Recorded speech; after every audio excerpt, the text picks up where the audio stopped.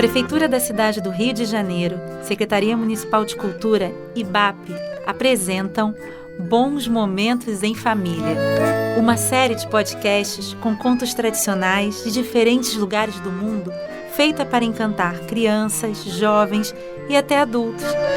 Afinal, quem não ama ouvir uma boa história? Olá, tudo bem com vocês?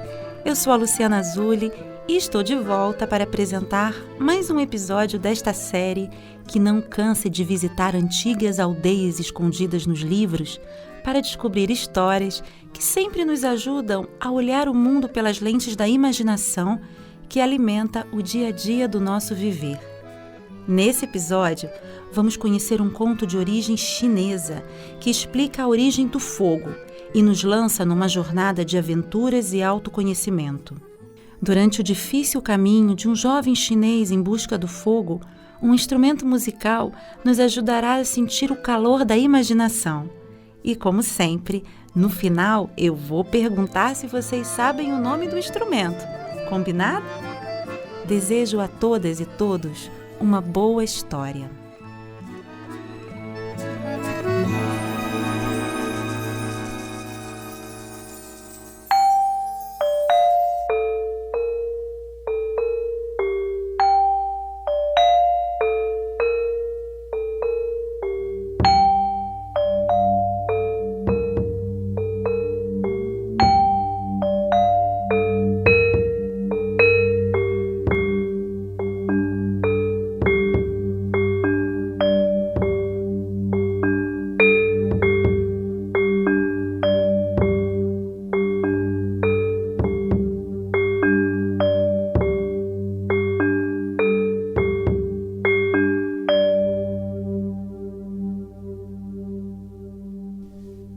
Na antiga China, contava-se que no início do mundo, a humanidade não sabia como usar o fogo. O fogo era ainda um elemento raro, dominado por um monstro com cabeça de gente e corpo de dragão, chamado Deus do Trovão. O Deus do Trovão gostava de perambular pelo mundo nos períodos da primavera e do verão, deixando o céu sempre em alerta. E se acontecia de sua cauda escamosa bater em alguma árvore já carunchada, essa pegava fogo imediatamente. Às vezes acontecia desse fogo se espalhar entre as outras árvores, causando um incêndio na floresta, fazendo os humanos ficarem apavorados, afugentando pássaros e feras. Nesse tempo antigo, o fogo era ainda um mistério, mas os humanos já haviam descoberto que o sabor das carnes e outros alimentos ficava ainda melhor se a comida fosse cozida. Também já haviam percebido que o calor do fogo ajudava a aliviar as dores do frio e que a luz dele clareava as trevas, espantando fantasmas e outros temores. Acontece que, tirando as vezes em que o Deus do Trovão concedia fogo à humanidade, ninguém sabia onde mais poderia obtê-lo para atender às necessidades do dia a dia. Na verdade, já se ouvia falar de um fogo permanente que existia nos confins oeste do mundo.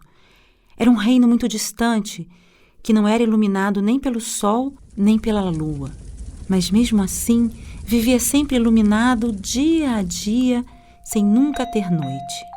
Os campos estavam sempre verdes e o forte frio nunca chegava. Era um reino chamado Suiming.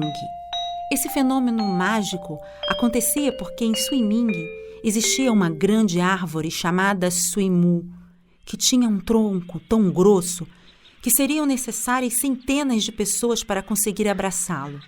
Sua copa era gigantesca e cobria milhares de hectares. E de seu tronco e de seus galhos radiava tanta luz e calor que esta árvore era também chamada de Árvore do Fogo. Apesar da árvore Suimu localizar-se na longura do mundo, muitos ficaram sabendo de sua existência e tentaram chegar até ela para trazer o fogo para suas aldeias. Só que para chegar ao reino de Suiming, era preciso escalar 1000 montanhas, atravessar mais de 10.000 rios, percorrer trilhas dentro de perigosas florestas e ainda enfrentar toda sorte de dificuldades que só o caminho revelaria. Ouvia-se que valentes viajantes haviam tentado cumprir a jornada, mas ninguém conseguira completá-la até então. Muitos caíram das montanhas ou ficaram congelados nas trilhas. Outros foram arrastados pelas águas dos rios ou foram devorados por feras nas matas. As notícias desses acontecimentos acabaram por fazer com que as pessoas desistissem de tentar, mesmo sendo tão necessário fogo no dia a dia de toda a gente. Assim foi por muito tempo, até que numa das aldeias, um jovem ouviu falar da árvore Suimu. Esse jovem era muito forte, alegre, espirituoso e dominava muito bem a arte do arco e flecha. Também era muito inteligente, exímio nadador e experiente escalador de montanhas. E além disso tudo, tinha o ardente desejo de dar o máximo de si para o bem de sua aldeia. Apesar de ouvir os relatos dos perigos existentes no caminho até Suiming, ele resolveu partir para tentar trazer calor e luz para sua gente. Se despediu de todos e foi em direção ao oeste. De fato, o caminho era tão árido e perigoso como lhe haviam dito. Sempre que altas montanhas pareciam escorregadias, ele se agarrava nas pedras e nos ramos de vime. Quando os rios eram muito caudalosos para se cruzar a nado, ele fazia canoas improvisadas com pequenos troncos ou com galhos que ele derrubava ou cortava. Quando atacado por feras ou cobras que saíam de cavernas ou tocas, lutava com elas até vencer. Porém, também houve momento em que ele tombou. Sim, ele tombou de fome, de cansaço e frio. Por mais corajoso que o jovem fosse, ele era humano. Mas nesses momentos, puxava do chão o repouso necessário para se erguer novamente. E após um longo tempo viajando, o jovem perdeu até a noção de há quantos anos havia partido de sua aldeia. Será que as pessoas de sua aldeia ainda esperavam por ele? Mesmo sem saber, ele seguia. Já havia caminhado tanto que o sol e a lua tinham ficado para trás. Durante dias, o jovem caminhou na escuridão, guiando-se apenas pelo tato dos pés e das mãos e pela intuição do corpo e a imaginação da mente. Foi quando, de repente, ele percebeu o piscar de uma luz que surgia adiante. Seu coração estremeceu e ele imaginou que finalmente estaria chegando no reino de Suiming. Quanto mais caminhava, mais a luz aumentava. Sua alegria era tanta que reuniu todas as suas forças e se pôs a correr.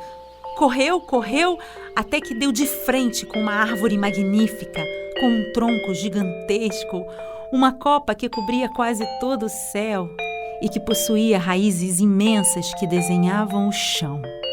Sim, o jovem estava diante de Suimu, a árvore do fogo.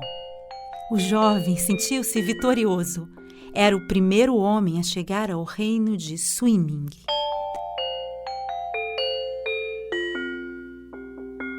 Começou então a andar em volta da árvore para descobrir de onde vinha o seu calor e a sua luz.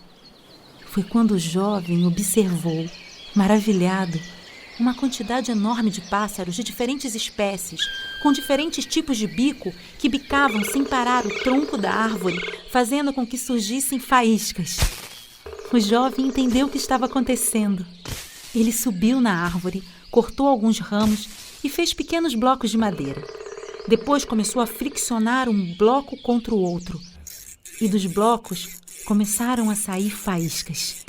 O jovem descobriu que era assim que se fazia o fogo. Ele pensou que talvez isso fosse possível também com a madeira de outras árvores. E o coração dele se encheu de esperança.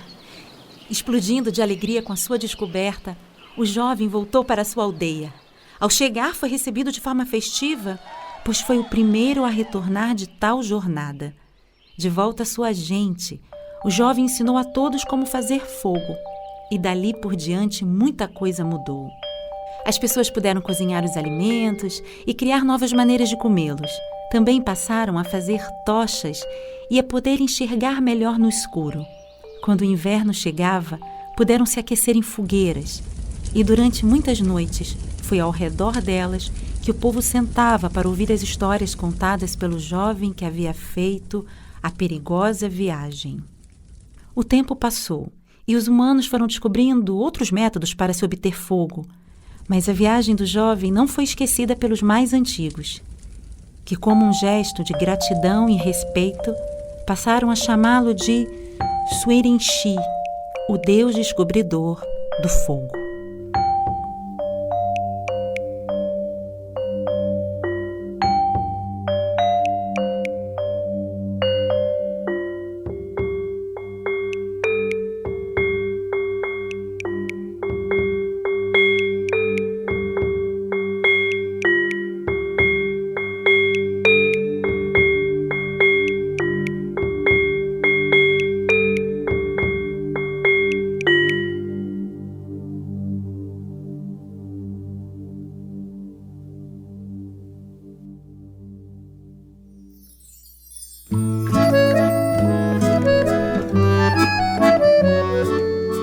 Eu acho que vou passar ainda um bom tempo pensando nessa história, com tanto detalhe para lembrar e sonhar. Nunca mais vou ver o fogo do mesmo jeito. E vocês? E o instrumento musical? Reconheceram? Isso, o instrumento é o metalofone. Bom, foi um prazer dividir esse lindo conto com vocês. Até breve. Um abraço.